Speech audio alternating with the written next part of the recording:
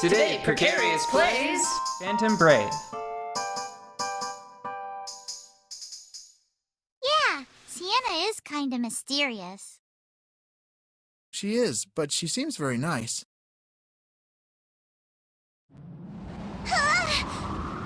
This place, whenever the text box goes away, is very cute. Because it looks like they live in upturned glass blowing tools with like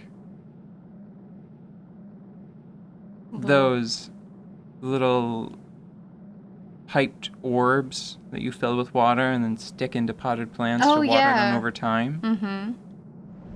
What the? Where'd this blizzard come from?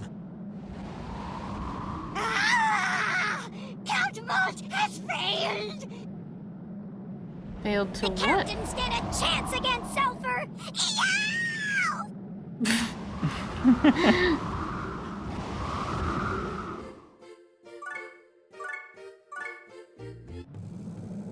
Oh. His mustache. Don't give up!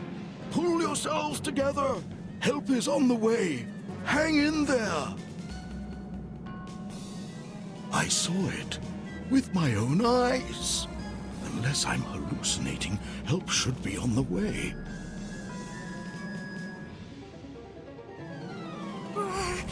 It's freezing. You aren't dressed for a snowy climate. I should have brought warmer clothes. Just keep your body moving and you should be okay. That's easy for you to say. Yes. Yeah. I was gonna ask about the terrifying skeleton, but now I know what made it. Particle effects. Poof. That's scary. What's here? That big skeleton under the water. Oh. Huh. Oh, I just got a Subnautica flashback. Things are just a little scarier underwater. So, Disgaea 5. Disgaea 5 has so many of the features that were available earlier in the Super Series, right? Mm-hmm. Because, I mean, it's just like, what do you want to do? What do you want to do right now? Because it's guy. You want to do a team attack? You want to set up a big combo? You want to magic change someone? You want to do a tower attack? Oh, I was lying. You're going to do all of it.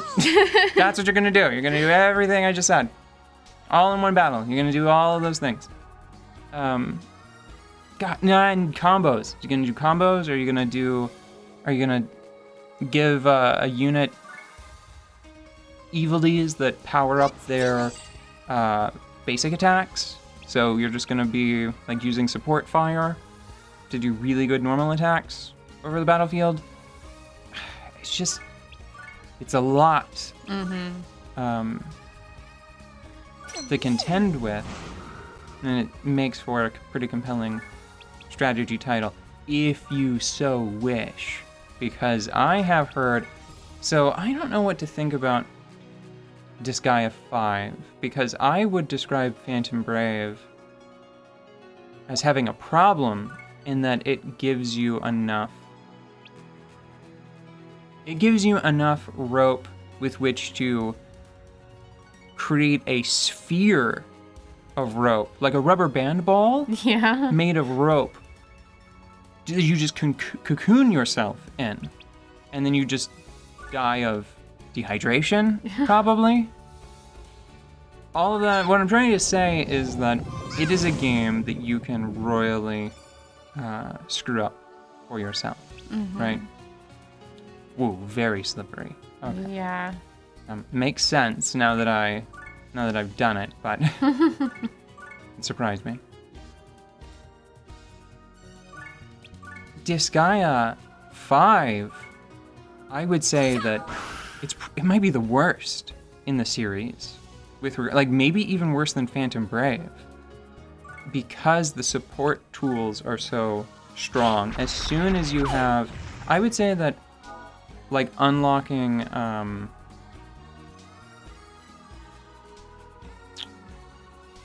boot camp, the boot camp squad and the channeling squad, it is at that point that if you're not careful, if you're not looking to play a strategy game, right? Because that's what it sort of comes down to, is like whenever you look at Disgaea, do you see a strategy game or do you see a mill of some fashion, right? Either of the grain or tread variety. So what do you want to do with your time? And if you're the kind of person that I'm going to describe it in a negative, okay? Okay. If you're the kind of person that is vulnerable to that sort of compulsion, I mean, like, the game is just over at that point if you let it be, because it's like you put some people in the channeling squad to get some mana while you go into the item world for a bit, to work on statisticians. Like, you start building those up.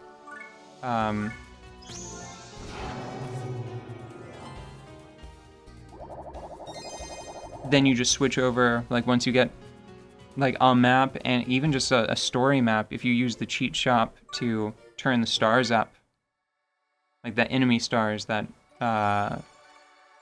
modify their level, like in an upwards fashion. It makes the enemies much stronger and much more valuable to defeat. Yeah, I would say that I have described Dungeon Monks and the ability to break this game very early as a problem. Because I think, broadly speaking, for a lot of people, like, if it's someone that they can't help themselves, or if what they want from this experience, I've heard that NIS games, I've heard them described as games that invite you to break them. Like, they give you a little wink, and it's like, you could use a dungeon monk to power your characters up pretty quickly. If you just want to make all the numbers go up very quickly, yes, we've got that for you. Yeah, and I mean, that's fine. I'm going to now stop describing it as a negative, just for the purposes of conversation. I think that it's possible to cheat yourself out of dozens of hours of really good strategy gameplay, really compelling, like, so here's an example. In Disgaea 5, I am now early in the post-game, and the enemies jumped from level 300-ish to level 500-ish, and all of my characters are, like, the average level is about, like, 315. And I had to make a decision. It's like, do I quit the map and do I just go level, or do I see if I can do it just with what I have right now?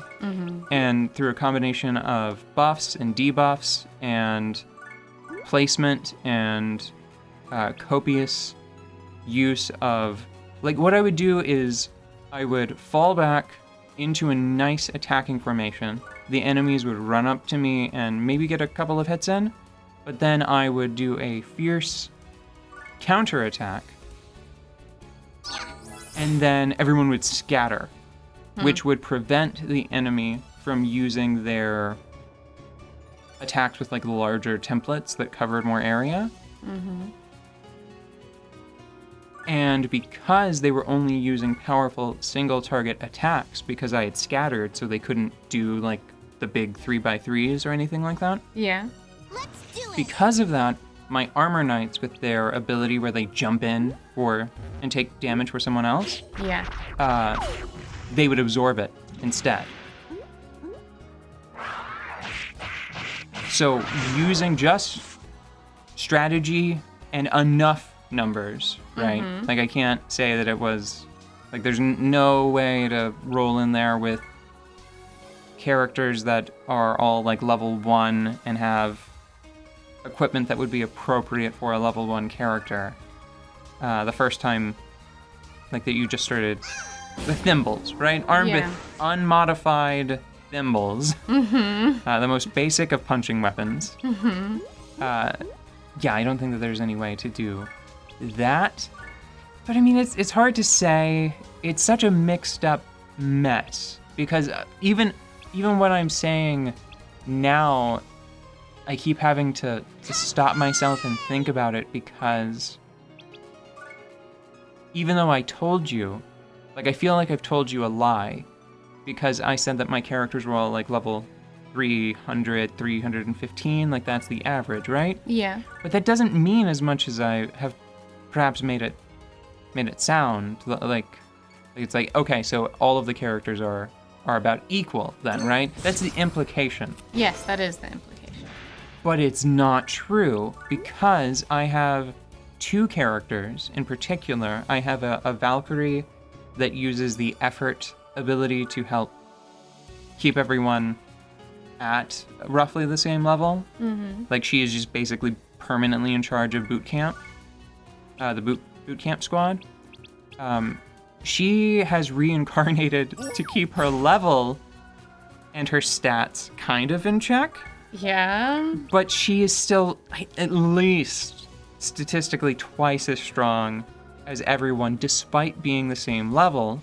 Same thing with the leader of the channeling squad. And then the other problem is that some of my characters have started to I've found a few rank 40 weapons, and they are so much better than everything else you find. So, like Killia, for example, his attack value is like a 5-digit number, whereas most people are maybe like 7,000 to 8,000. Like that's the range of attack, and he's got like 14,000. It's nuts. Jeez. Yeah. Very difficult to talk about. I don't know why we're doing this. Forget it. Leave. Get out of here. Run away. Don't ever come back, because I'm just going to keep talking about Disgaea. Team attacks. Combos. Combo teams.